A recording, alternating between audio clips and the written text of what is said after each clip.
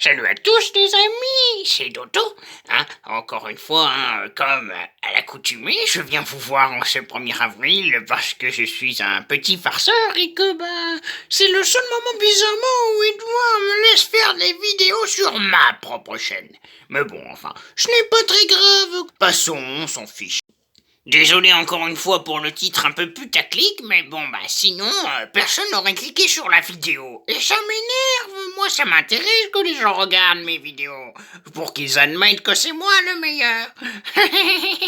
Bref, du coup, on va faire un le saviez-vous. Je vais vous affirmer 2-3 petites choses qui m'énervent, à propos de la palle, comme qu'on dit, ouais, c'est faux, ou alors c'est vrai, tout, regarde. Alors du coup, moi aussi je vais faire ça et vous allez voir que vous allez être surpris.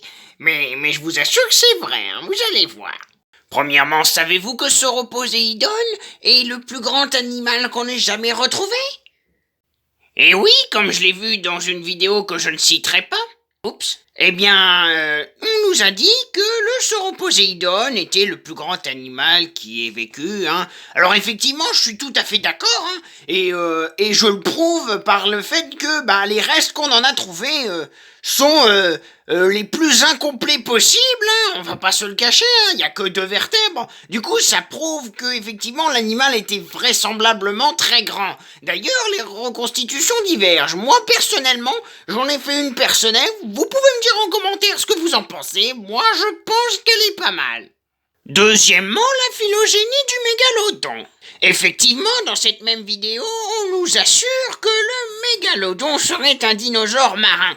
Alors, pour voir si c'est vrai, on va faire une petite phylogénie, pour comprendre comment ça marche. Bon alors, on dessine un arbre à 3 branches et on va mettre les dinosaures, comme ça. Non. Non, je fais une erreur. On va mettre les dinosaures là, plutôt. Donc les dinosaures, ça se scinde en 3 grands groupes. Les dinosaures terrestres, volants, comme le pteranodon, et marins, comme le mosasaure, par exemple.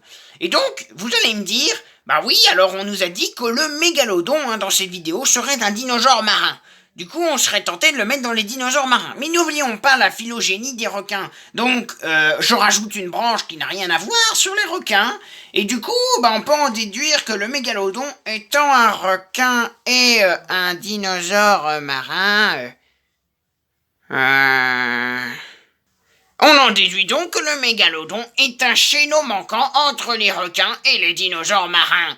Et oui, il n'y a rien de plus logique. Troisièmement, savez-vous que le plus terrifiant prédateur qui ait écumé les océans existe encore?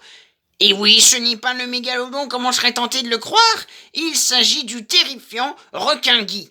Alors comme vous le voyez sur la photo, il s'agit d'un requin à peu près ordinaire, la seule différence près que certaines civilisations coupent les ailerons pour les manger et les remplacent par du gui, en raison des lois en vigueur qui consistent à remettre les animaux à la mer avec un aileron. Donc on fait des ailerons en gui, comme c'est une plante parasite, et voilà, et du coup l'animal nage, sauf qu'il est devenu encore plus agressif, probablement parce qu'il est un peu énervé de ce qu'on lui a fait.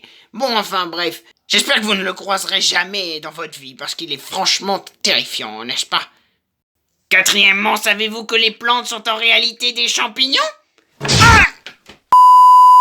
Mais qu'est-ce qui t'a pris, enfin? Quoi, je ne fais que dire la vérité. Ouais, mais y a Alexis qui regarde. Et puis toute vérité n'est pas bonne à dire.